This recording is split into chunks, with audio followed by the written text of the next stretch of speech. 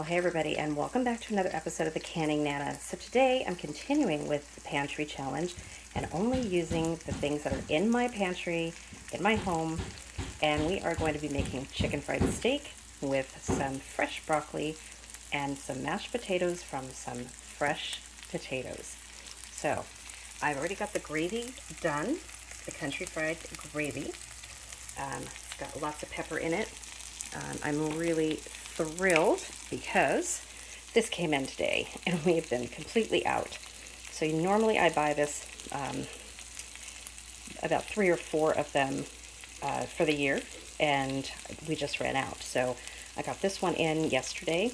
My Watkins link is in my description box for you guys that have asked me. I know a lot of you guys have asked me because I use this and I am a consultant, but it's not something I really push at all. I mean, I don't push any of the businesses that I have, but if you're interested in buying some of the Watkins products, they are amazing. I've been using them for 38 years, 39 years. They are absolutely amazing and the best that I've ever found. This coarse black pepper, oh my gosh, you guys, it makes a huge difference from the cheap pepper. It's so good. So, link is in my description box. So let's get started. The broccoli is cooking. Let's take you over to the chicken fried steak and the potatoes. So over here I've got 2 tenderized cube steaks. So normally I get 3 or 4 of these. When our son was still at home before he went to school, I would get 3 or 4 of these in a pack, and my son and my husband would split one, and I would just have one. So now I'm just down to 2, and it does save a lot of money, and it's super, super easy, and this meal is super fast anyway, and delicious. I should have gotten a pack of 4. This way I could freeze 2 of them, make it an even easier meal next time, but hindsight's 2020. The next time I find it on sale, I will get it. But it's really, really good. So if you could find, or if you can't find a cube steak, all you need to do is get a round steak, about a 1/4 inch, maybe a little bit thicker, and have your butcher tenderize it and have them run it 2 times through the machine, and it makes it so tender, you guys. And it's easy to cook. This is great for dinners or for breakfast. Chicken fried steak and eggs for breakfast. Yummy. Okay, so here's our potatoes. I'm going to get these cut and put in a casserole dish and put them in the microwave right now so they start cooking. So here are our chopped potatoes, and I chopped them this small because I'm just putting a little bit of water on the bottom of the pan, and I'm going to put the cover on it and let them steam. I'm going to put salt and pepper and some garlic on it, and then I'm going to mash these. And when I mash them, I'm going to be putting some sharp cheddar cheese inside. Cheddar cheese and garlic, amazing, amazing mashed potatoes, you guys. If you've never tried it, and if you like mashed potatoes with cheddar cheese and garlic that you get out in the store, this is really good. So this is super easy potatoes, and if you have any left over, you can always fry it in a pan, make little haystack potatoes for the morning for breakfast. Absolutely delicious. Okay, so here are the potatoes right before they're going into the microwave with the salt and pepper and garlic on them. Just want to show you guys. So I'm going to put this lid on, and into the microwave they go. I'm going to start it out at 6 minutes. I have an inverter microwave, and we'll see how they're doing. Meanwhile, over here at the broccoli, trying to show you guys this in as much real time as I can. This is almost done. We just want to cook it a little bit. I got to stir in the garlic that I put in there. This is looking really, really good. And you can see my stove is all cast iron stuff. Christmas present. And then I got another one. It's really, really cool. I haven't seasoned it yet, but it is so cool. I'll be showing you guys that in future videos. Awesome. So one of the secrets to my chicken fried steak, and I know I didn't show this in the last video that I made about this, is cornflakes. So a lot of people add breadcrumbs, which I do, and some flour, which I do, and maybe some panko, or sometimes I use crackers saltine crackers. And other times I use corn flakes. And I will show you guys. Super, super easy. You just want to crush them. I use my little measuring cup here and just go around the dish and you crush them until they are completely crushed, and you can add them to your breadcrumb mixture. This makes the best chicken fried steak that I've ever made. And I will show you guys how to do the rest and what to add. Okay, so this is what your cornflakes should look like when they're done. You want a little teeny flake in there because you want to make the chicken fried steak crispy. So what we're going to do is we're going to add this to our Italian seasoned breadcrumbs. And you can buy these already seasoned in the store, or you can add Italian seasoning to it. I like to add a little bit of my Italian seasoning to it. Just give it a little bit more flavor. So we're going to add that. And I told you guys I'm going to incorporate my Thrive Life. And this is one thing that I use every single day, just about, is, even my can is ripped. The chopped onions, Thrive Life, this is what they look like. It's gonna add an extra flavor and a crispness, because these are nice and crunchy, to this. I'm gonna add some salt and pepper, just a little bit.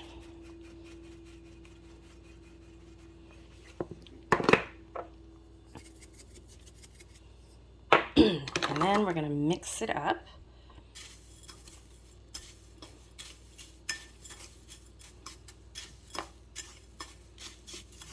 Look at that goodness. This is going to be so good. Okay, let me mix this up. I'll be right back.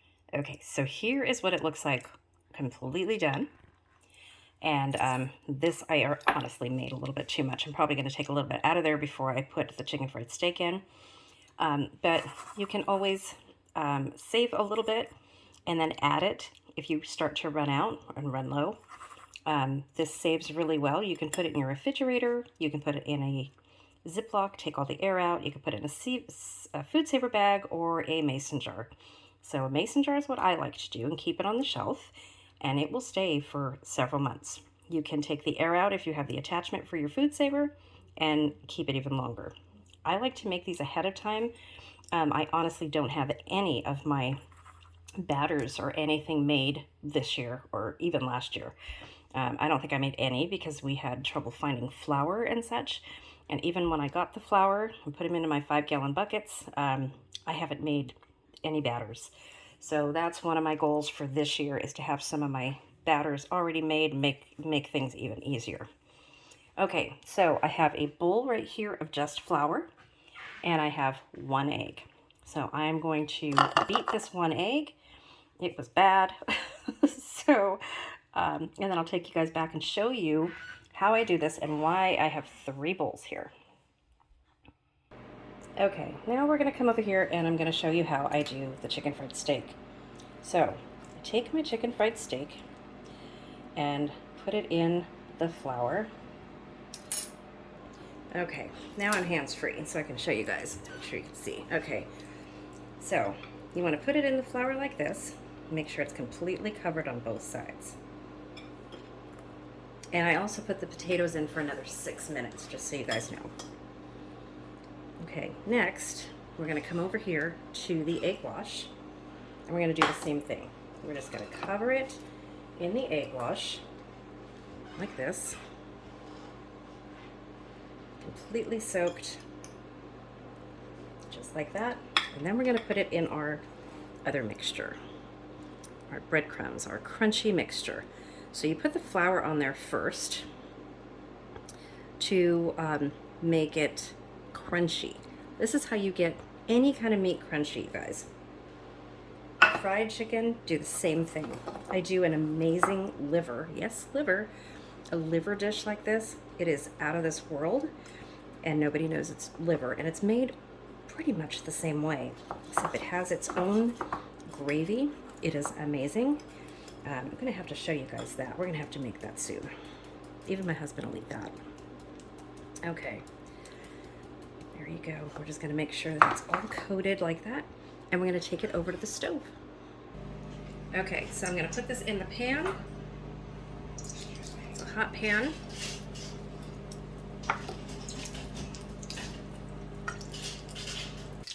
Okay, I'm gonna go ahead and add this second piece that I battered. This is one thing I love about cast iron pans. They cook so well, so evenly, and so quickly.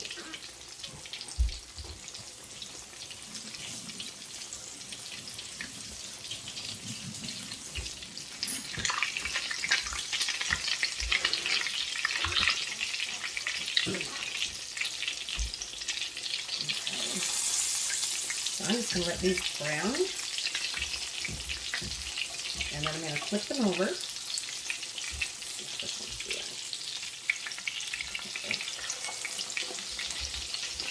Okay, you see that one? Kind of getting brown. Probably have to flip it over again, but it's nice and crunchy. Let's see if I can show you guys that. Look at that. Nice and crunchy. So that is the cornflakes and the onions that are nice like that. Okay, I'm going to go get the potatoes out. Okay, about 2 minutes have passed, and this is what they look like right now. So they are nice and golden brown, and I'm actually going to remove them right now until I do the potatoes, and then I'm going to put them back into the hot oil so I'm serving hot food. Okay, so here are the potatoes. They just came out. So I'm going to start putting butter on them and mashing them, putting some milk on. So this is what I use. Let's see if I can zoom out a little bit. Okay, so this is the kind of milk I use, lactose-free. And I've gotten some emails from people asking if you can cook with this. Of course you can cook with this. It just doesn't have the lactose in it. It's whole milk, you guys. It's still milk. So I know sometimes my husband asks the same thing. It's not real milk. Yes, it is. It's real milk. It tastes just a little bit sweeter than real milk. I actually prefer it. I'm lactose intolerant, so that's why I use it. But I love it. The taste of it's really good. So let me put the toppings on the potatoes and get the cheese out, and I'll be right back. Okay, so for the potatoes, I put in a half stick of butter, and I'm just going to mash these with the fork, and they are nice and tender. They're just going to mash. Just want to mix this in real quick, see if I need any more butter or not. Our seasoning's already in there. This dish is super, super hot. You guys can see I'm trying not to use my wrist. Don't have the brace on, but I'm doing better.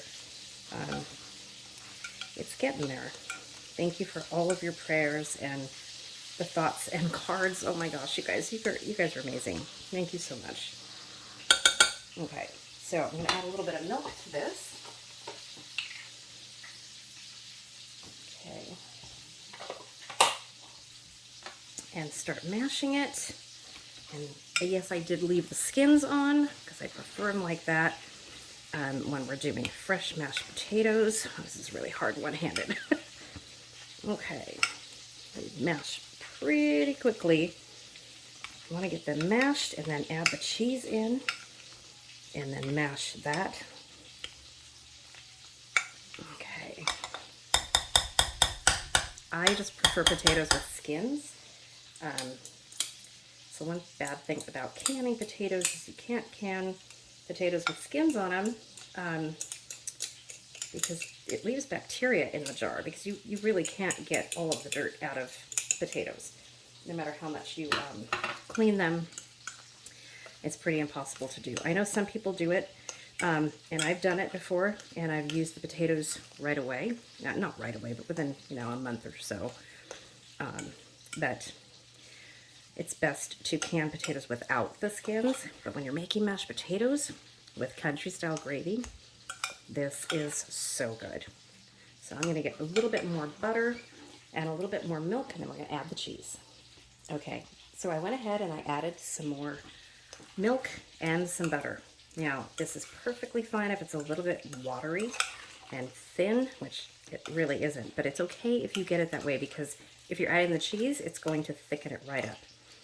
So I am going to be adding the cheese now to this, and then we're going to mash it a little bit more.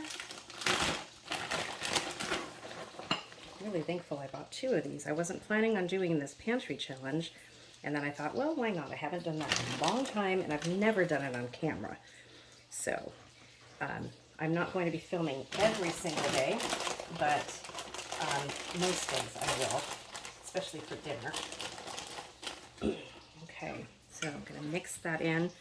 And again, if this cools down or doesn't melt your cheese, you can always put it in the microwave. What I'm going to do is I'm going to just leave the top on here for just a couple minutes and let it melt the cheese with its own heat. Okay, I've started to mix in the potatoes again. Yeah, this is really hard, you guys.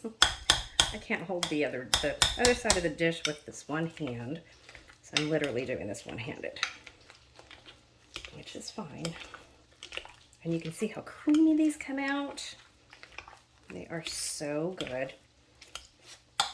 Something we really like is fresh mashed potatoes.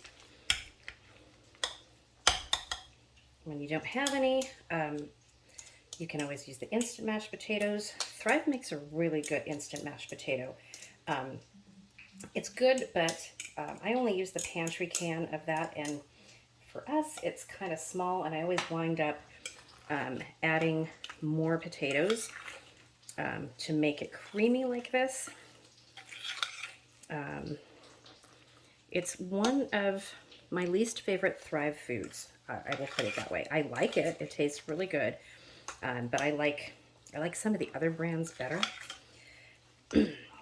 Okay, so I'm gonna go ahead and add a little bit more milk and a little bit more butter to this because I want it nice and creamy. Just add a little bit more butter. Then I'm going to show you guys the end result in this video, since you have stayed with me this long. So the word of the day today, and we're going to be giving away something this week. So make sure that you have your word of the day in the videos. And subscribe to be eligible to win. Like, hit the thumbs up this video, and then comment the word of the day in the comment section below, which is chicken fried steak. And I want to know if you guys make it this way, if you have ever made it. I know many of you guys probably haven't ever made it because you think it's really difficult, but it's not, you guys. Super, super easy. Okay, I'm gonna taste this. Oh, very good. Okay. I think we can add a little bit more butter to that. Mix it in there. And then we're going to go get our chicken fried steak, and I'm going to take you guys along and show you what the meal looks like. Okay, you guys, so here is the finished dinner. It smells amazing. It looks amazing. Let's cut into this. This is the hard part for me because with my hand. Okay. It's nice and crispy.